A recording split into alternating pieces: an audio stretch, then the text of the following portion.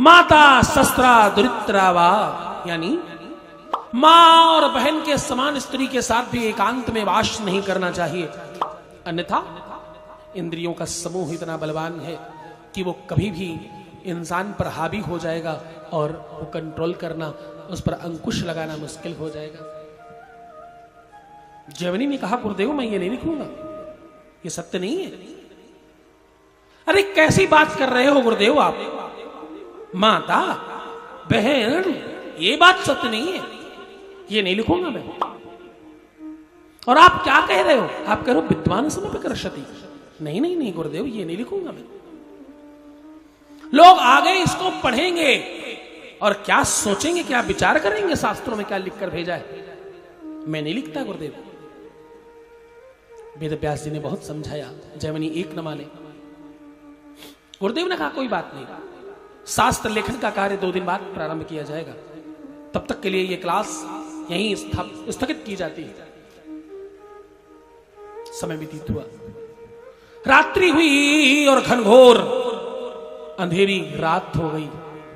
चारों तरफ से बादल काले हो गए, बिजली कड़कने लगी और खूब जोरदार बारिश होने लगी। अंधेरी रात है, बिजली कड़क रही है और चारों तरफ अंधेरा है और घनघोर बारिश हो रही है। इस बारिश में एक अधेड़ उम्र की औरत, जो ना तो कुलीन है, ना तो सुंदर है और ना तो अच्छी दिखने में है, सामान्य रूप लावण्य वाली महिला दौड़ती दौड़ती आ रही है और उसके पीछे कुछ कदमों की आहट पता चल रही है। वो दौड़ती दौड़ती आई, जैमिनी की कुटिया का दरवाजा खटखटाया, महादेव कोई हो तो मेरी मदद करो। जैमिनी ने कुटिया खोला, जैमिनी ने देखा बाहर बिजली कड़क रही है, चारों तरफ घनघोर अंधेरा है और खूब बारिश हो रही है।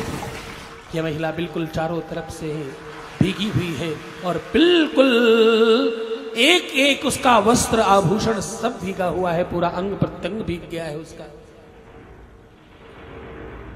वो रो रही है, गुरुदेव कृपा करो मुझ पर, मुझे जंगल में कुछ अनजान लोग दौड़ा रहे हैं, मुझे रात्रि भर सर छुपाने के लिए जगह अगर मिल जाती तो बड़ी कृपा होती, और थर थर कांप रही है पानी में भीगी हुई होने के कारण। गुरुदेव कुटिया के किसी कोने में मैं चुपचाप बैठ जाऊंगी, रात्रि व्यतीत होने के पश्चात मैं चली जाऊंगी।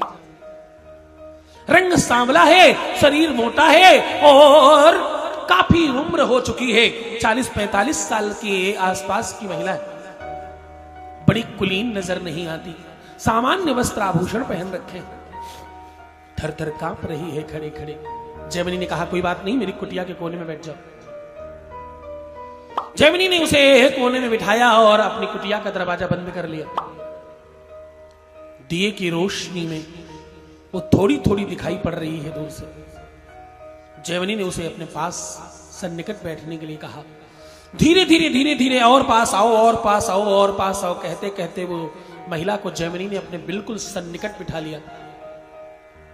और अब जैमिनी का खुद पर अंकुश न रहा और उठे उस महिला को आलिंगन करने के लिए दोनों बाहें पसारी। और जैसे ही दोनों बाहें पसारी और उस महिला को जबरदस्ती अपने कंठ में, अपने बाहों में भरने के लिए अग्रसर हुए, वैसे काहे की अंधेरी रात, काहे की बरसात और काहे की वो बिजली कौंधना और काहे का जंगल और काहे का समय। वो जो महिला थी उसकी लंबी लंबी बड़ी बड़ी दाढ़ी दिखाई पड़ने लगी, बड़े बड़े बाल दिखाई पड़ने लगे और बड़ी बड़ी भुजाएं दिखाई पड़ने लगी। आंख खोलकर देखा तो उनके स्वयं के गुरुदेव सामने खड़े। बोले जैमिनी बताओ अब तुम लिखोगे अथवा नहीं लिखोगे? तुम जरा बताना कि तुम संत नहीं थे क्या, तुम तपस्वी नहीं थे क्या, तुम ज्ञानी नहीं थे क्या जैमिनी? और जो महिला थी वो बहुत रूप लावण्य वाली थी क्या, बहुत कम उम्र की लड़की थी क्या? नहीं जैमिनी। जैमिनी ने क्षमा मांगा, गुरुदेव को बारंबार प्रणाम किया और जैमिनी ने लिखा। बोले माता शस्त्रा दुरित्रावा। क्या बोले? माता शस्त्रा दुरित्रावा ना बिरिक्तासनो भवे। बलवान इंद्रिय ग्राम, बलवान इंद्रिय ग्राम, विद्वान समपि कर्षते। जवनी ने वो लिखा। गोस्वामी तुलसीदास जी ने भी इसी श्लोक को सूत्रपात करते हुए अपनी भाषा में, अपने सामान्य लैंग्वेज में लिखा। बोले कंकड़ पत्थर जेचु नहीं। कौन? कंकड़ पत्थर जेचु नहीं, तिनहि सतावे काम।